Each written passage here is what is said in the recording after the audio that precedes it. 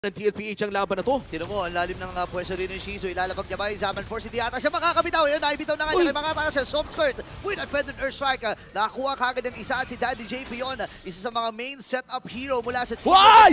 Pero andito yung setup ng Sansan Duo. Kaya ganun yung mamamatay ko. Yung wave nila pwede pilitin. JP, Yung dito sa gitna. Okay, Ayun na ito yung naman! face break and face Na-shoot! cut! Sabay bitaw dito ng ultimate mula dito kay Sanji. Nakakuha na lang kill. Abot sa Guardian. Nabitawan pero walang tinamaan doon. Nakaiwas ka kay Sanji. And Ohem ay nakakuha din ng isa. Kailangan umatras dito ni Der pero hinahabol siya. For AP Bren, medyo mahirap ang kaganapan at si Tirata ang iitsahin. Talagang wala na silang pinipili dito. Even there ay kailangan na rin tumakas. So, nandiyo yung fist crack and Sanji. Crowd controls.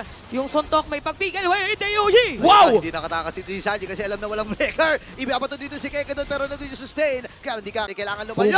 Hoy! Di kang pantamaan doon. Ay! Naku, wala na siya shadow. Bang! Pero Abala, ang konsilay nandyan na. Si Der ang uunahin. okay, naging target lang ata nila dito si Der. Wala na kagad yung frontliner, pero yung Lord ay pinupunti nila ng AP Bren. Ano ba yung mga minion? Flicker, nagamit rin ni Sanford, pero walang tinamaan.